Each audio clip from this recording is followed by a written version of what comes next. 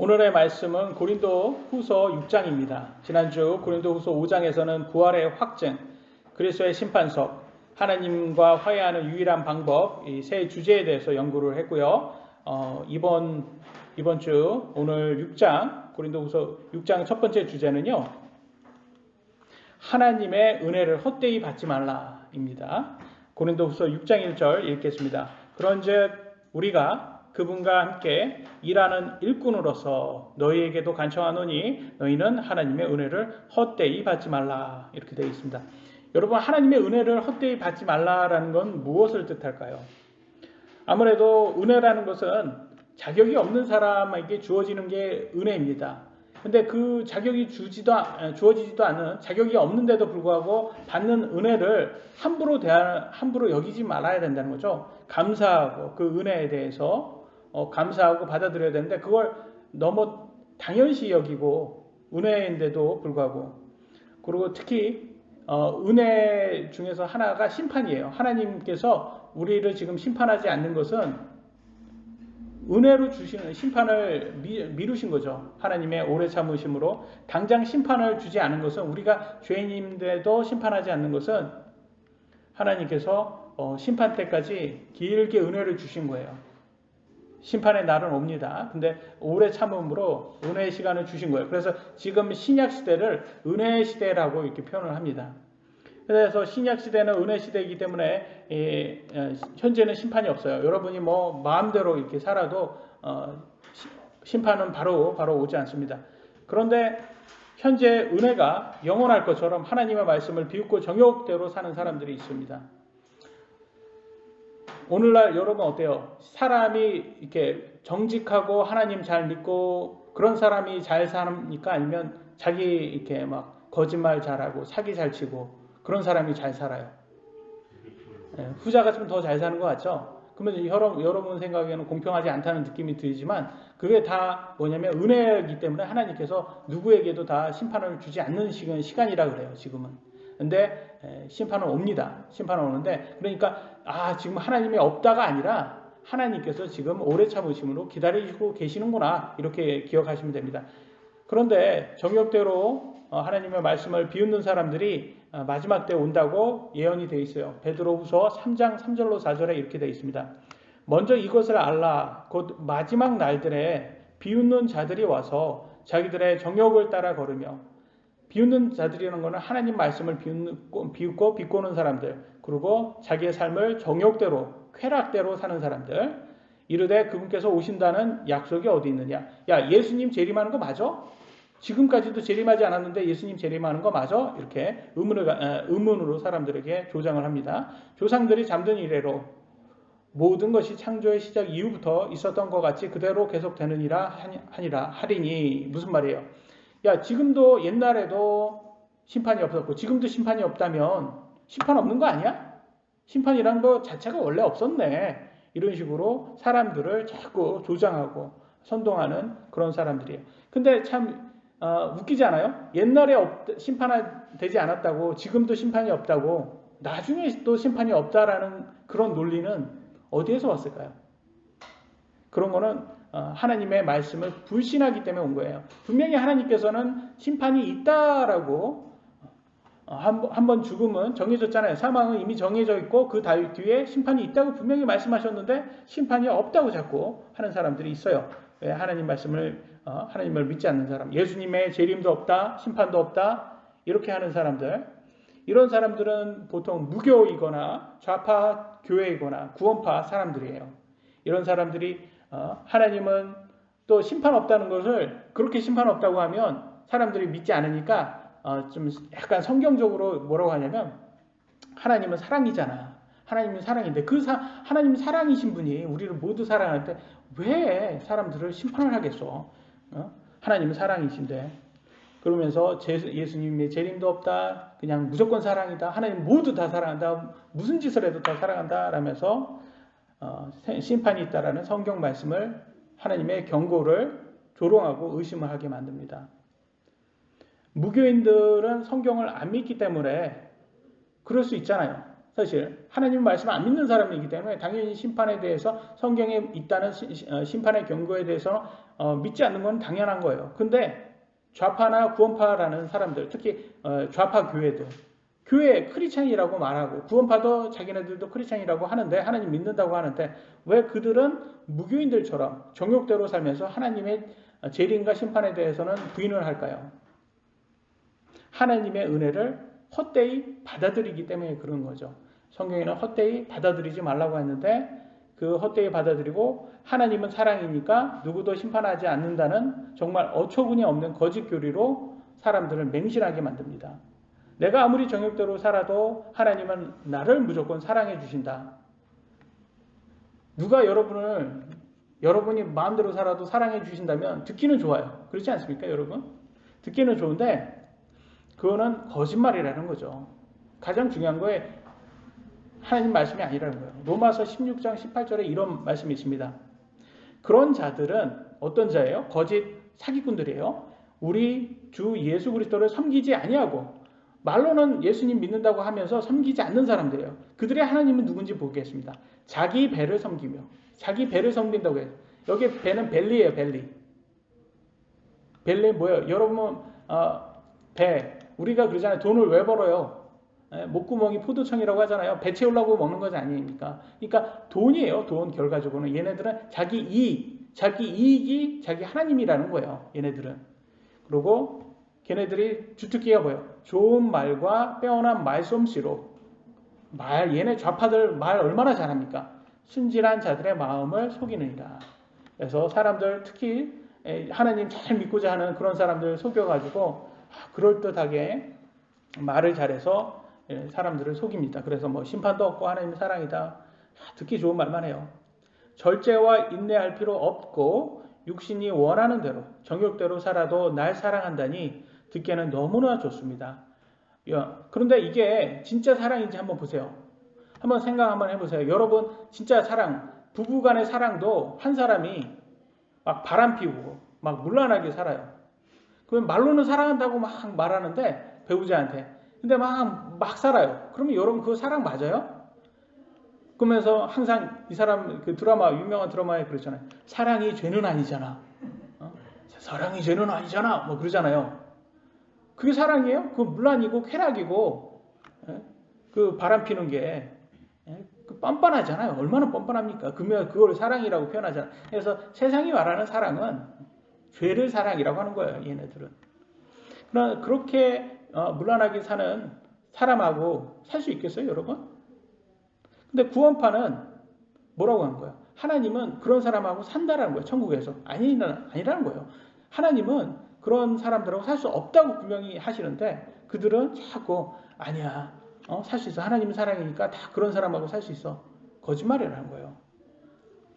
이것은 사탄이 크리스찬이라고 하는 사람들을 좀 이렇게 구원파 같은 데에서 속여가지고 이렇게 부도덕적으로 죄를 짓게 해서 결국 천국에 못 데리고 가고자 하는 어떻게 보면 계략이고 수작입니다. 이건. 왜냐하면 하나님께서 그러잖아요. 내가 거룩하니 너희도 거룩하라 이렇게 하셨잖아요. 근데 이게 거룩이라는 것은 하나님의 자녀라는 것에 어떤 게 보면 그 인정받는 거잖아요. 그게 하나님의 자녀라는 상징인데 그걸 못하게 만든단 말이에요. 신약시대는 다른 말로 은혜시대입니다. 제가 말씀드렸죠. 현재는 심판이 없지만 그럼에도 하나님의 말씀을 바르게 믿고 순종하여 죄 속에 살지 않고 세상과 구분되어 거룩히 사는 알곡들을 하나님께서 찾기 위한 거예요. 지금은 은혜시대라는 것은. 왜냐하면 만약에 하나님께서 바로바로 지금 심판한다고 해보세요. 그러면 믿음은 없는데 그래도 하나님 심판이 두려워서 그냥 살 거 아닙니까? 가라진데도 사실은. 근데 만약에 은혜 시대에 딱 하나님께서 자유롭게 만들어 놨어요. 그러면 하나님 말씀 믿는 사람은 알곡으로 살 것이고 하나님 말씀을 믿지 않는 사람은 가라지로 마음대로 살 거예요.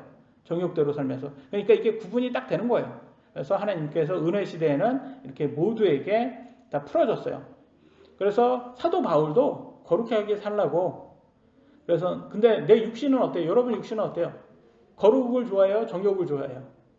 정욕을 좋아한단 말이에요. 그러니까 우리가 그 사이에서 자꾸 싸움이 나와요. 겉사람과 속사람이 자꾸 싸우잖아요. 그래서 사도 바울은 뭐라냐? 나는 날마다 죽노라 이렇게 표현을 합니다. 보도록 하겠습니다. 고린도전서 15장 31절 나는 날마다 죽노라. 무슨 말이에요? 자살을 한다는 뜻이에요? 아니잖아요. 여기서 죽노라라는 뜻은 나의 겉사람을 죽이고 내 속사람, 내 성령님을 따라서 내가 거룩하게 살려고 노력한다라는 거예요. 영적 싸움을 얘기하는 거예요. 이거는 베드로후서 3장 11절 그런즉 이 모든 것이 해체될진대 너희가 어떤 사람이 되어야 마땅하겠느냐? 모든 거룩한 행실 속에서 하나님을 따르는 가운데 모든 거룩한 행실 속에서 그러니까 거룩하게 살랍니다. 그러니까 해체된다라는 건 뭐를 얘기해요? 지금 불심판을 얘기해요. 불심판. 마지막 때는 불심판이 있답니다. 불심판이 있어서 이 지구도 이 땅도 하늘도 다 불에 타서 없어진답니다. 그래서 그에서 다 해체되는 거예요. 우리 육신도 해체되고 다 해체돼요. 그렇잖아요. 지금 우리가 지금 이 육신도 이거 다 없어질 거잖아요. 그러니까 우리가 어떻게 살아야 돼? 거룩하게 살고 진짜 알곡인지 거룩한 행실로 열매로 자신의 믿음을 증명하라는 거예요. 고린도후서 6장 2절 이어가겠습니다. 그분께서 이르시되 받아주는 때에 내가 내 말을 들었고 구원의 날에 내가 너를 구조하였노라 하시나니 보라 지금이 받아주시는 때요 보라 지금이 구원의 날이로다. 그러니까 그 지금이라는 것을 뭐라고 생각해요? 이 은혜 시대를 얘기하는 신약 시대를 얘기하는 거예요. 지금만 예수님을 믿는 믿음으로 하나님께서 우리를 받아주신다는 거예요. 지금 아니면 구원을 받을 수 없다라는 것입니다. 은혜 시대가 끝나면 심판의 시대가 옵니다. 그때는 구원 받을 수가 없다라는 거예요. 이방인의 수가 충만해지면 예수님 재림하셔서 심판의 시대가 열립니다. 그러면 이방인은 더 이상 구원을 받을 수가 없어요, 여러분. 이 땅의 일들도 시간이 지나면 어때요? 입장 불가하잖아요. 뭐 극장 같은 데도 시간 지나면 못 들어가고 그러잖아요. 그러니까 시간이 지나면 더 이상 들어가고 싶어도 들어갈 수가 없어요. 홍수, 대홍수 때 사람들이 홍수가 막 나니까 다 방주에 들어가고 싶어 했잖아요. 들어갔습니까? 못 들어갔습니까? 못 들어갔어요. 입장 불가요. 끝났어요. 더 이상 못 들어가요. 그렇기 때문에 여러분 이때가 은혜 시대가 지나면 더 이상 구원을 받고자 해도 구원을 받을 수 없다라는 것입니다. 그래서 지금 구원을 받으셔고 예수님을 믿어야 된다는 거예요. 생명보다 더 중요한 것은 없습니다. 예수님을 믿지 않는 사람들은 자신의 영혼을 담보로 도박을 하는 것과 마찬가지입니다. 자신의 혼을 잃으면 이 세상 모든 것을 가진 것보다 더 유익하지 않다라고 했어요. 그 말은 뭐야? 이 세상은 모든 걸 가져도 자기 혼을 잃으면 지옥 가면 그게 더 손해다 그 말이에요. 이 세상의 모든 걸 가졌어도 그러니까 반대로 말하면 이 세상의 모든 것을 가진 것보다 천국 가는 게 더 유익하다는 뜻을 말합니다. 그래서 여러분 예수님을 믿는 것이 인간이 이 땅에서 할 수 있는 가장 큰 업적이다라고 생각하시면 될 것 같습니다. 다음 구절입니다. 고린도후서 6장 3절에 이 사역이 비난을 받지 않게 하려고 우리가 어떤 일에서도 실족거리를 주지 아니하며 그렇게 말을 하고 있습니다. 사도들이요 복음을 전하는데 복음을 잘 전하기 위해서는 어떻게 해야 되겠습니까? 정직해야 되고 거룩하게 해야 되고 그래서 비난을 받지 않도록 실족거리를 주지 말아야 되는 거예요. 근데 실족거리를 누가 어떤 식으로 하면 여러분 실족거리를 주게 됩니까? 위선을 하면 실족거리를 주게 돼요. 쟤는 말과 행동이 정말 다르다. 누가 잘하는 거예요? 좌파들이 잘하는 거죠. 내로남불, 위선의 행동을 하면 그거는 하나님을 모독하는 겁니다. 그래서 저는 이 좌파 사상을 굉장히 증오합니다. 좌파 사상. 왜냐하면 좌파들은 인간이 하나님의 자리에 앉아서 세상을 통치하면 유토피아를 만들 수 있다고 생각하는 사람들이에요. 사람이 유토피아를 만들 수 있다. 사람이 천국을 만들 수 있다라는 그 사상이 바로 좌파 사상이기 때문에 제가 싫어합니다. 근데 여러분 생각 한번 해보세요. 현실은 어떻게 해요? 인간이 헌법보다 더 큰 힘을 가지면 어떤 세상이 돼요? 공산주의, 독재주의가 되지 않습니까? 우리가 지금 뭐 북한, 중국, 러시아 이런 나라를 통해서 보고 있잖아요. 사회주의, 공산주의 국가를 통해서 지금 푸틴 지금 이 러시아가 경제가 막 완전히 뭐 파산되고 막 부도 위기라고 국가 부도 위기라고 해도 전쟁을 계속 하잖아요. 그리고 뭐 거기 뭐 그 군인들도 막 막 문제가 엄청 많이 있고 뭐 예? 지금 뭐 당나라 군대처럼 그렇게 지금 제가 뭐 그런 얘기를 들은 것 같은데, 그러니까 푸틴을 위해서 누가 그 목숨 걸고 하겠습니까? 참, 하여튼 그런 것들을 보면 역시 헌법보다 더 위에 인간이 있으면 그 자기 욕심밖에 없구나. 성경 말씀대로 모든 인간은 욕심이 많은 죄인이기 때문에 헌법으로 견제를 받지 않으면 독재가 나올 수밖에 없구나.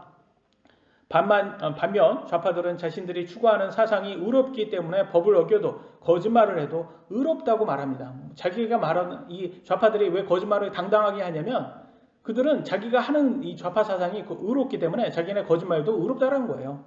그래서 사이비 종교하고 굉장히 비슷해요. 사이비 종교 이 신천지 걔네들이 거짓말을 그렇게 잘한답니다. 이렇게 사람들한테 와서 뭐 도와주는 척 하지만 다 신천지라고 밝히지 않고 그렇게 하잖아요. 거짓말 그렇게 하면서도 자기네 자신들의 그 교리가 의롭기 때문에 다 괜찮다고 말하는 거예요. 그래서 신천지하고 굉장히 동일한 모습을 보여주고 있어요. 여러분, 조국이 철면피를 쓴 것처럼 그렇게 거짓말을 잘하지 않았습니까? 그때 예전에. 다 지금 다 들통났잖아요, 지금. 자기 부인이 뭐 4년 동안 감옥에 가 있는데도 뭐 전혀 관심이 없는 거를 보면 참 이 사람은 정말 내로남불의 상징이구나라는 걸 알 수가 있습니다. 그러니까 복음을 전하는 사람은 절대 좌파들처럼 내로남불로 살아서는 안 된다. 좌파들이 가난으로 감성팔이를 하고 선동질을 잘하잖아요. 근데 성경적으로 봤을 때 여러분, 가난은 절대 의로운 것이 아닙니다. 더 많은 부를 창출하기 위해 정직하게 자신의 일에 최선을 다하고 노력한 만큼 합당하게 받고 자기가 가진 것으로 하나님께 감사하며 만족하고 즐겁게 살지만 세상 사람들처럼 문란하게 정욕을 위해 사용하지 않고 하늘의 보물을 쌓는 것이 성경적인 크리스찬의 삶입니다. 그러니까 돈이 그게 악하지만 그 돈을 친구로 삼아서 하늘의 보물을 쌓고 문란하게 살지 않는 거예요. 여러분, 개인주의가 이기주의입니까? 아니에요. 개인주의는 개인주의고 이기주의는 이기주의예요. 다른 거예요. 마찬가지로 자본주의가 물질주의예요? 아니에요. 자본주의는 자본주의고 물질주의는 물질주의입니다. 영어도 다르고 캐피탈리즘, 머추럴리즘 틀려요. 예? 다른 거예요. 근데 자꾸 이 세상이 좌파들이 막 이렇게 자본주의가 막 악하다, 물질주의인 것처럼 말하고 개인주의가 이기주의인 것처럼 그렇게 말하잖아요. 그러면서 모든 자본주의 혜택은 다 취하면서 자본주의를 악으로 몰고 사회주의, 공산주의를 옹호하잖아요. 이게 얼마나 내로남불이에요. 그러면 자기 자식들 미국을 그렇게 적대시하면 미국에 유학 보내면 안 되잖아요. 미국에 다 보내요. 그러니까 좌파들을 말을 따라하면 안 되고 그들의 행동을 따라해야 되는 거예요. 말은 이렇게 하고 행동은 참, 그래서 온갖 비리들이 많이 나오지 않습니까? 그래서 위안부 할머니 뭐 후원금 49억 중 40억을 챙겼다고 하잖아요. 참, 여러분, 성경에는 돈을 사랑하는 것이 악의 뿌리라고 나왔어요. 그걸 무엇을 뜻하는 거예요? 돈의 뿌리가 악이에요. 돈이 무조건 악하다는 뜻이에요? 아니죠. 돈을 사랑하는 게 악하다는 거예요. 그러니까 그게 컨트롤에서 언컨트롤 되면 안 된다는 거예요. 돈이 우상이 되면 안 된다는 거예요. 그러면 돈이 무조건 악하다, 그렇게 따져보면 여러분 교회 헌금할 때 뭘로 해요? 돈으로 해요? 쌀로 해요? 여러분 밀 많이 갖고 오셨어요? 오늘 한 바가지 갖고 오셨어요? 아니, 다 돈으로 한단 말이에요. 돈이 악한 게 아니라는 거예요. 돈을 사랑하는 그 마음으로 인해서 우리가 우상 숭배를 돈으로 숭배할 수 있다는 거예요. 복음 선교할 때, 여러분 헌금할 때 다 돈이 있어야 하거든요. 저는 개척교회 중에서, 우리도 개척교회지만 개척교회 중에서 막 목사가 막 찢어지게 가난하고 막 TV에 나와서 막 그거를 막 의로운 것처럼 이렇게 하는 것도 되게 싫어요, 저는. 찢어지게 왜 가난하게 그 목사가 하냔 말이에요. 예? 나가서 우리 배달 민족 아닙니까? 배달 민족. 예? 나가서 배달 뛰면 되죠. 목사가 돈이 없으면 배달 뛰면 되죠. 그러면 생활비는 벌잖아요. 요즘 대한민국 얼마나 좋은 나라입니까? 배달만 뛰어도 먹고 살 수 있는데 왜 배달 안 뛰냔 말이에요. 그 돈 버는 고생을 누구한테 시켜요? 자기 아내한테 시켜요. 자기는 막 열심히 막 거룩하게 막 성경을 막 보면서 그렇게 열심히 공부하고 막 그러는데 사실 돈 버는 건 다 자기 아내를 시켜요. 그래서 옛날 목사들이 그래서 다 욕먹은 거예요, 그게. 그게 왜 어디에서 오냐면 유교 사상이에요. 여러분 산농공상이라고 들어보셨죠? 선비가 제일 높고 그 다음에 농부, 공장, 그 다음에 상인 이게 순서랍니다. 그래서 선비 막 거룩하게 이렇게 책 보고 이게 가장 거룩하다고 그렇게 믿어왔던 유교 사상에서 나온 거예요. 아니라는 거죠. 성경에서는 열심히 자기 가족을 부양하고 그것이 하나님의 뜻입니다. 그래서 사도들도 돈 버는 거 그게 문제가 되지 않았어요. 사도 바울이 생업이 무엇이었는지 아세요? 사도 바울의 생업이 천막을 만드는 사람이었어요. 천막을 만드는 사람. 돈 벌었어요. 사도 바울도 여러분. 선교비로만 이렇게 살지 않았어요. 돈도 벌고 막 그랬어요. 근데 오늘날 한국의 많은 교회들은 목사가 막 이렇게 돈 벌면 다른 거 벌면 막 이렇게 돈이 부족해서 이렇게 뭐 부족해가지고 헌금이 부족해서 교회에서 주는 사례별로는 못 사니까 바깥에서 뭐 투자 이렇게 하면 굉장히 그거 막 문제다, 뭐 거룩하지 않다 이렇게 본단 말이에요. 그게 굉장히 큰 문제예요. 성경적으로 봤을 때 사도 바울도 이렇게 천막 만드는 생업을 했는데 그게 뭐가 문제냔 말이죠.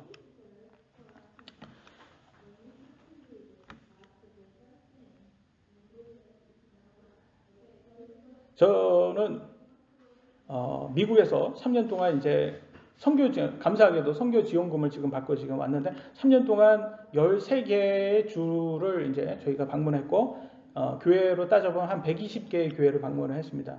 그래서 근데 이 120개의 교회를 방문하는데 여러분 그 미팅이라고 영어로는 그래요. 미팅을 잡는다 그렇게 하는데 제가 100개의 교회를 이렇게 전화를 해서 랜덤이에요. 그냥 이렇게 좀 무슨 내려오는 족보처럼 교회 리스트가 있어요. 이렇게 침례교회, 미국의 침례교회, 독립침례교회 리스트가 있어요. 그래서 그게 아마 6,000개 정도 있어요. 6,000개. 근데 문 닫혀 있는 교회도 있고 막 개중에 많은 교회들이 있는데 근데 그거에 대해서 내가 랜덤으로 그냥 쭉 이렇게 전화를 해요. 하루에 막 한 50개 정도의 교회 전화를 해서 이틀 하면 한 100개 전화하는데 100개 이렇게 전화하면 보통 한 3개에서 많으면 5개까지 미팅이 잡혀요. 그러면 언제 오라 이렇게 얘기를 해요. 그러면 가면 그렇게 가가지고 이제 뭐 어떤 교회는 뭐 5분을 줄 수도 있고 5분 동안 니 한번 소개를 니네 뭐 할 건지 소개해라. 아니면 설교를 1시간 이렇게 설교할 수 있는 기회도 주고 어떤 데는 그런 기회조차도 안 주고 디스플레이 그러니까 상 피고 이렇게 너네 선교할 거 이제 이렇게 맵 같은 거 이렇게 하는 그거 있거든요. 선교사들이 하는 거. 그 디스플레이만 하는 그것만 기회를 줘요. 그러니까 말할 수 있는 기회도 안 줘요. 이게 좀 아주 보면 자기가 알아서 하는 거예요. 자기가 알아서 해야 돼요. 그렇게 해서 딱 하게 되면 그렇게 해서 5개의 교회를 이렇게 가서 설교하고 이렇게 하면 프레젠테이션 하면 보통 1개에서 2개 그 중에서 1개에서 2개 교회가 우리가 그러면 지원을 하겠습니다. 그렇게 해요. 그러면 적은 교회는 2만 원, 한 달에 20불, 한 달에 2만 원에서 10만 원 사이로 이제 우리가 이제 지원을 계속 하겠습니다. 매달마다 그렇게 해서 지원 금액을 이렇게 지원을 받습니다. 그래서 1개 정도 교회에서 5개에 가면 그러면 여러분 어떻게 생활비 벌려면 얼마나 많은 교회에서 지원을 받아야 되겠어요, 그죠? 그러니까 오래 걸리는 거예요. 그래서 저희 3년 걸렸는데 3년은 굉장히 짧게 잘 된 거예요. 정말 하나님의 은혜죠. 그때 갈 때는 미국이 땅덩어리가 커가지고 교회 한번 가려고 하면 2개 주를 넘어간다면 12시간 정도는 운전해서 가야 돼요. 그러면 하루에 못 가죠. 이틀에 걸쳐서 6시간 운전해서 이틀 동안 가요. 저하고 제 아내하고 반반씩 운전해가지고. 그때 저희 큰딸이 4살이고 둘째 딸이 2살이었는데 이렇게 거의 깐난 애기잖아요. 두 데리고 6시간 운전하면 뒤에서 난리 나요. 최대 한 4시간 정도인 것 같아요. 4시간 정도 있으면 그때부터 조용히 TV 이렇게 뒤에서 이제 이렇게 비디오 틀어주니까 비디오 잘 보다가 옆에서 간식 주고 막 이렇게 하다가 한 4시간, 5시간 되면 걔네도 막 나가고 싶어가지고 차에서 저희는 운전하기 바빠 죽겠고. 그러니까 얼마나 그게 힘들어요. 게다가 또 애들 아플 수도 있죠. 심지어는요, 저희하고 같이 선교 할 때 어떤 가족은 유진이하고 같은 또래였는데 사고가 나서 죽었어요. 차 사고로. 그 얘기를 제가 들으면 얼마나 또 무섭겠습니까, 저는. 그러니까 하나님께 엄청 기도를 많이 했어요. 빨리 저희도 끝날 수 있게 해달라고. 얼마나 감사합니까? 그 하나님의 은혜로 저희도 안전하게 이렇게 사고 없이 잘 끝났어요. 그러니까 정말 감사해요.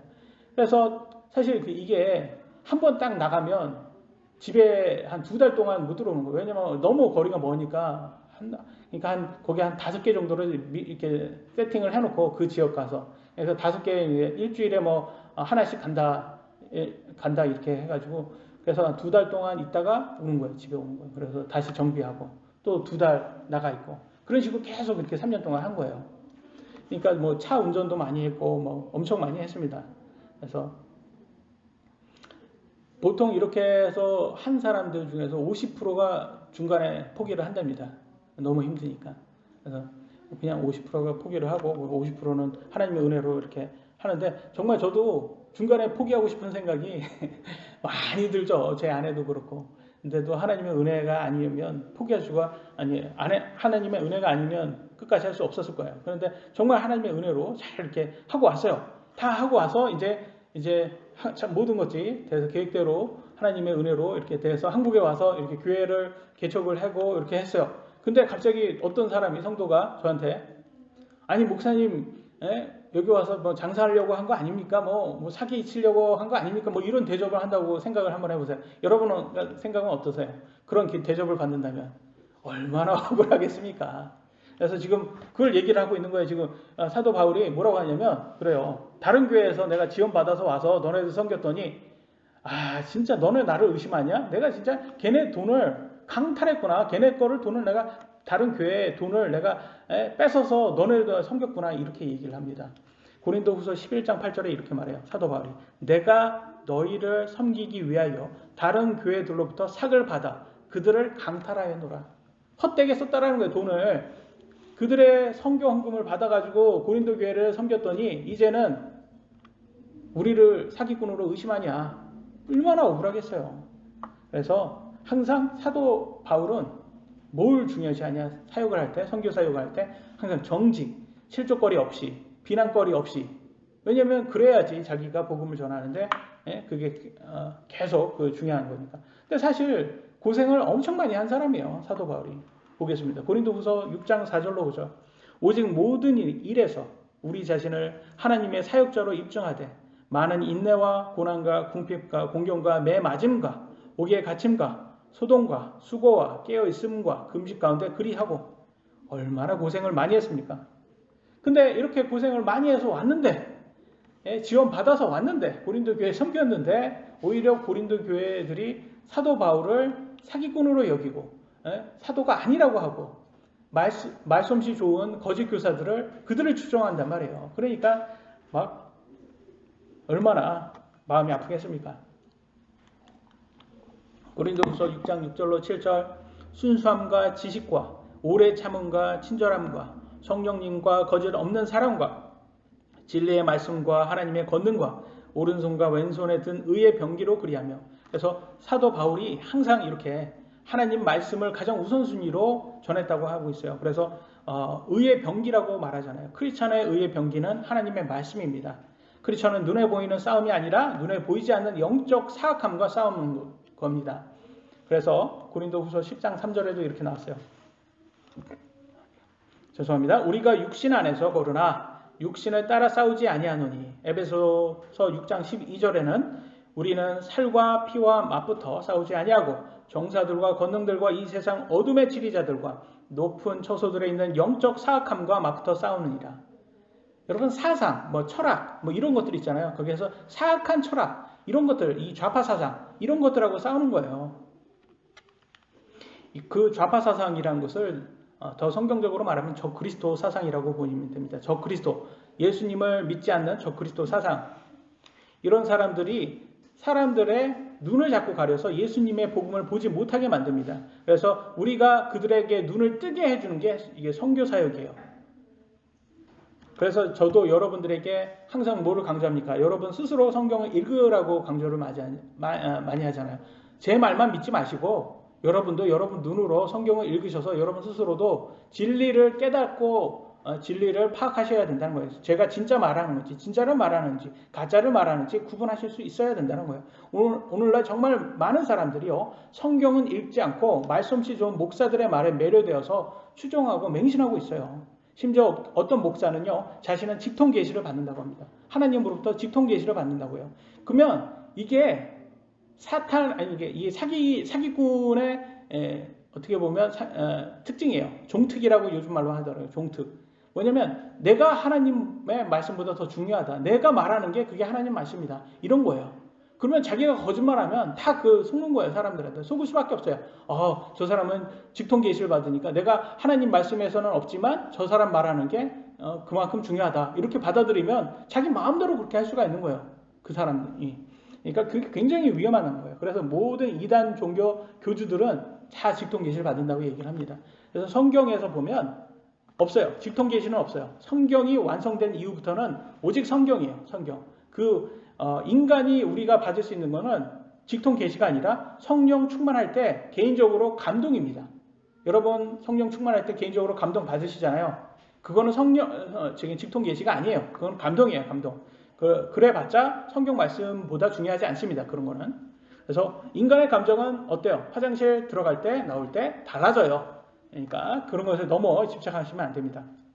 목사는 자기 자신을 낮추고 하나님의 말씀인 성경을 있는 그대로 전해야 됩니다. 사람들은 겉보기에는 막 대단한 사람들을 자꾸 찾아요. 성경 말씀 있는 그대로 보여주는 사람들은 좀 우습게 여깁니다. 성경 외에 색다른 것을 말해주는 거짓 교사를 찾습니다. 그래서 여러분 그런 성경 외의 것을 막 찾는 사람들은 거짓 교사들한테 그 사기꾼들한테 당하기 너무 쉬워요. 그래서 현실은 오늘날 어때요? 유명한 목사들 보면 여러분 성경대로 이렇게 설교하는 사람들이 더 유명한 목사가 될까요? 아니면 특별한 성경이 없는 것들 막 그런 거 설교해주는 그런 목사들이 더 유명해질까요? 평판을 보면 이 말솜씨 좋고 거짓말 잘하는 사람이 더 평판이 좋다고 합니다. 그게 그때가 2000년 전에도 똑같았대요. 보겠습니다. 두 번째 주제, 이 땅과 반대가 되는 천국. 그래서 이 땅에서는 사실은 오히려 사도들이 무명합니다. 유명하지가 않고 무명해요. 그래서 거짓 교사들이 오히려 더 유명했다고 합니다. 그래서 보겠습니다. 고린도후서 6장 8절에 이렇게 나왔습니다. 영예와 치욕으로 그리하고 나쁜 평판과 좋은 평판으로 그리하였나니 우리는 속이는 자 같으나 진실하고. 보세요.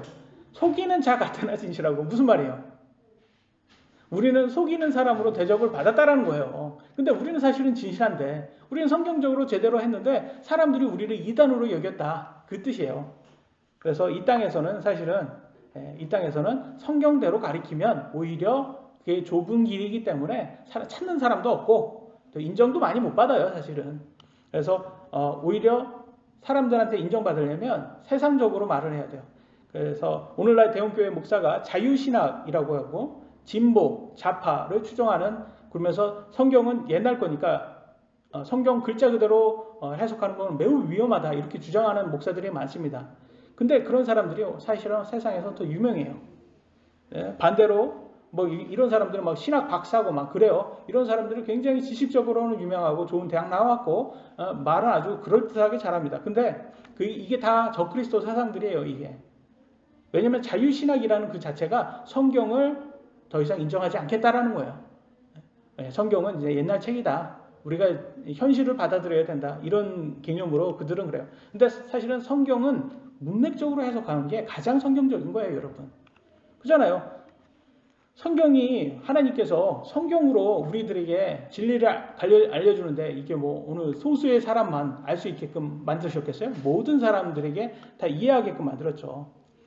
초대교회에서도 말씀이 좋은 사람들, 이런 사람들을 더 추종하고 그런 교회들이 대형교회가 되었고 거짓 교회들이 평판이 더 좋았다라는 것을 알 수가 있었습니다. 그래서 6장 9절에도 이어갑니다. 뭐라고 말했냐? 고린도후서 6장 9절에 무명한 자 같으나 유명하며 죽는 자 같으나 보라 우리가 살고 징계를 받는 자 같으나 죽임을 당하지 아니하며. 무슨 말합니까? 세상적으로는 우리는 무명하다. 그러나 천국에 가서는 우리가 유명할 거다. 세상적으로는 우리를 죽이나 우리는 영원히 살고 죽지 않고 영원히 살고 징계도 안 받는다. 오히려 보상을 받죠. 성경에서는. 그래서 이 땅의 삶과 천국의 삶이 완전히 반대가 된다는 것을 알 수가 있습니다.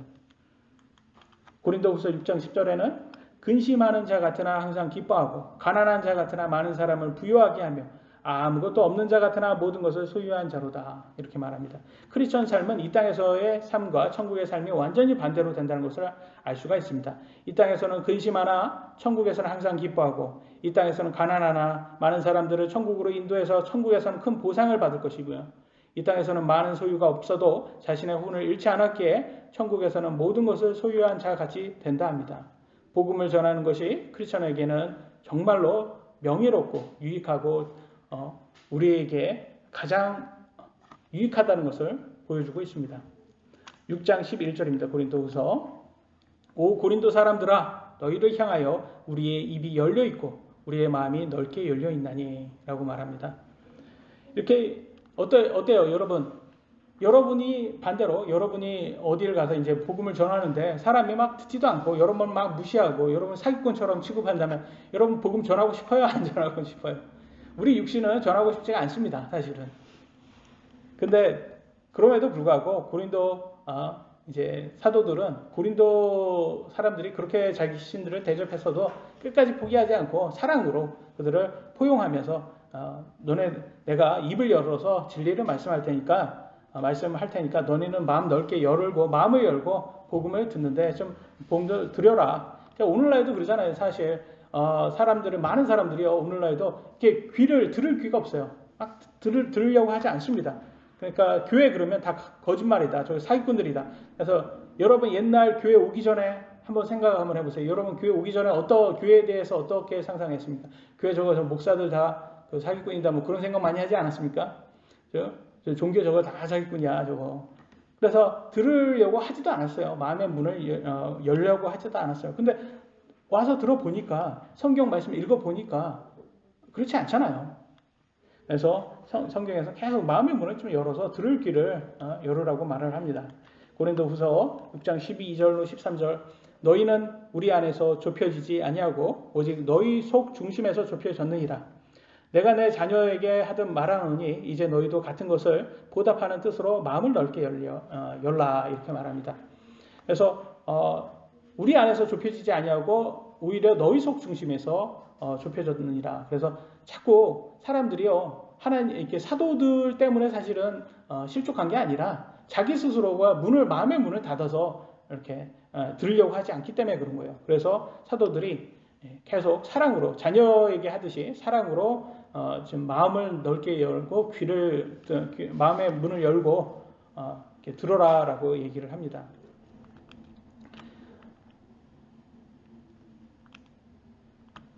사실 그런 것 같아요. 저는 항상 믿지 않는 사람들에게도 이렇게 얘기합니다. 세상의 책 중에서 베스트셀러면 한 번 정도는 읽어볼 만하잖아요. 교양으로도. 근데 세상에서 가장 사람들에게 많이 읽힌 책이 바로 성경입니다. 베스트셀러 중에서 베스트셀러예요.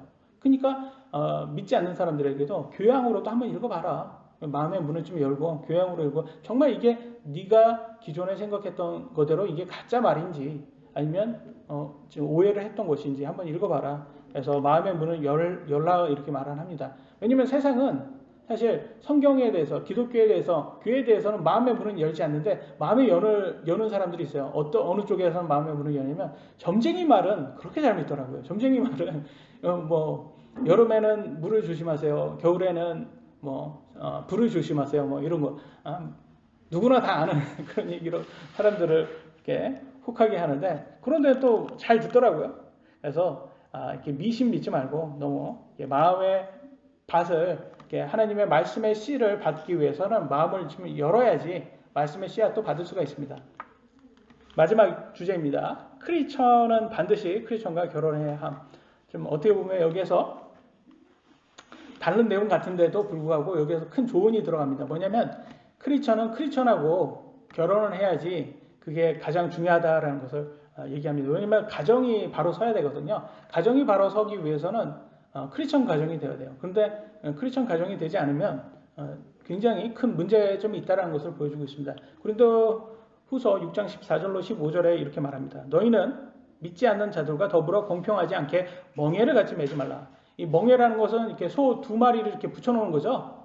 이렇게 쟁기를 할 때 두 마리를 해야지 더 힘이 세잖아요. 그러니까 두 마리를 붙여놓는 게 이게 멍에예요. 그러니까 이 멍에라는 건 결혼이에요. 두 사람이 이렇게 더 큰 힘을 가지고 가는 결혼을 얘기합니다.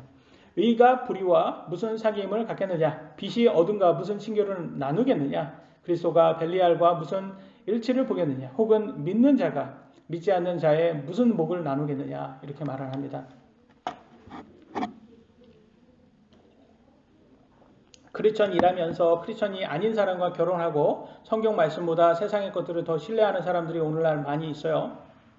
TV에 나오는 크리스천들 중에서는 남편들도 이렇게 술 좋아하는 무교인들하고 이렇게 많이 결혼을 했고, 본인도 점쟁이, 성경 말씀보다는 점쟁이를 더 좋아하고 점쟁이 말을 더 믿고, 또 무교, 근데 좀 뭐 요즘 막 무교인들에게 유행하는 게 있죠. 뭐 MBTI, 뭐 혈액형, 별자리 성격 테스트, 뭐 이걸 종교처럼 맹신하는 사람들이 많이 있더라고 보니까. 그래서 사실 이렇게 성격 테스트 같은 경우는 이게 말이 맞지가 않아요. 왜냐면 우리는 모두는 소심하잖아요. 또 때로는 과감합니다. 여러분 성격에 다 있죠? 소심할 때도 있고 과감할 때도 있어요. 그러니까 이게 공통된 부분이 많기 때문에 무엇을 보여줘도 여러분 이게 다 내 얘기예요. 내 얘기가 됩니다. 사실. 그렇기 때문에 너무 성격을 믿을 수가 없어요. 근데 뭐 이렇게 막 이렇게 연도로 막 이렇게 따지는 사람들 있잖아요.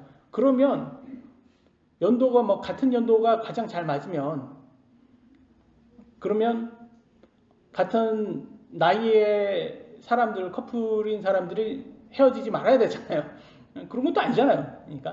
그러니까 뭐 시 따져고 뭐 월 따져고 막 이렇게 해도 다 소용이 없다라는 거예요. 사람만 개인과 개인의 만남이기 때문에 개인과 개인의 그 사상이라든지 믿음이 같다는 게 가장 중요하지. 이렇게 미신을 믿는 거는 굉장히 그거는 뭐 종교로도 인정받지 못하는 거예요. 근데 많은 사람들이 이렇게 미신을 믿고 또 그러면서 기독교는 무시한다는 거죠. 고린도 교회 성도들도 자신들은 크리스천이라면서 우상을 섬기는 사람들과 사귀고 친교하고 심지어 결혼까지 하는 그런 것이 많이 있었던 것 같아요. 문제점이. 그러니까 이렇게 얘기를 합니다. 야, 너네 크리스천들 크리스천하고 결혼해야지. 크리스천이하고 결혼하지 않으면 너네 믿음까지 버리고 우상을 섬기러 갈 수가 있어. 대표적인 인물이 누구예요? 결혼 때문에 믿음 버린 사람, 우상 섬긴 사람 누굴까요? 예, 솔로몬 맞습니다. 솔로몬이에요. 솔로몬이 대표적인 인물입니다. 열왕기상 11장 1절로 2절.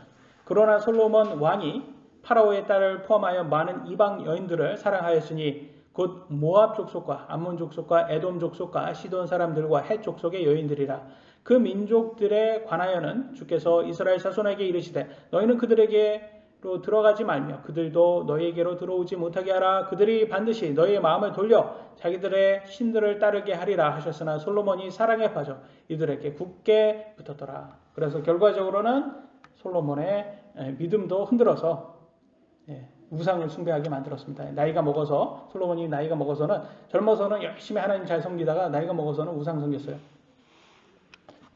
여기서 이방인들하고 결혼하지 말라는 게 국제 결혼하지 말라는 뜻일까요? 아니죠. 여기에서 보여주잖아요. 믿음 다른 사람하고 결혼하지 말라는 거예요. 그래서 그 구약시대 때는 이스라엘 백성들만 하나님을 믿었기 때문에 이방이라는 것은 우상을 섬겼던 사람이라는 거예요. 근데 신약시대에 들어와서는 이방인들에게도 복음이 전해졌잖아요. 우리도 다 이방인이고 복음이 전해졌기 때문에 정확하게, 특히 신약시대에서는 성경에서는 더 이상 민족에 대해서는 민족과의 다른 민족과 결혼하지 말라고 하는 것보다는 이렇게 믿음이 다른 사람과 결혼하지 말라고 정확히 말해주고 있습니다. 사실 구약시대에도 라합 아시죠? 라합, 그 다음에 룻, 이런 여자들은 이교도 여인이었어요. 그런데도 하나님 잘 믿어가지고 이 사람들은 심지어 다윗의 조상이 되었고 곧으로 예수님의 조상들이 된 아주 영광스러운 자리까지 올랐습니다. 그렇기 때문에 하나님을 잘 믿으면 뭐 이교도 여인도 괜찮았던 거예요. 근데 그때 당시에는 그런 사람들이 아주 드물었기 때문에 이렇게 차라리 결혼 자체를 하지 말라고 얘기를 했습니다. 근데 오늘날도 마찬가지예요. 여러분, 믿음이 가장 중요한 겁니다.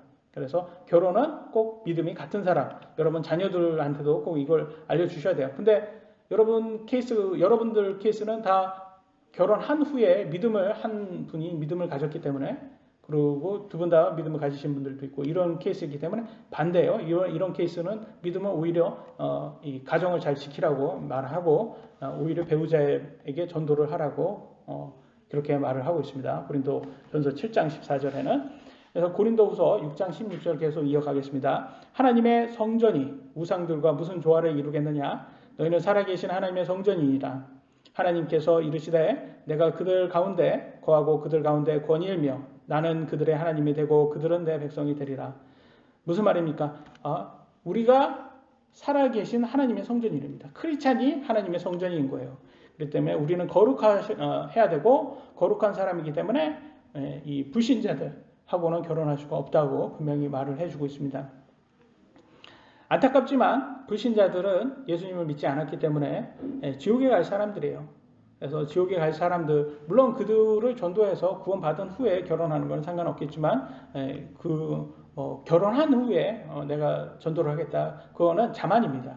그렇게 해서 믿음 버리고 오히려 솔로몬처럼 믿음 버리고 우상을 섬기는 사람들이 많이 있어요. 그래서 조심해야 하라고 말을 합니다. 고린도후서 6장 17절로 18절입니다. 주가 말하노라. 그러므로 너희는 그들 가운데서 나와 분리하고 부정한 것을 만지지 말라.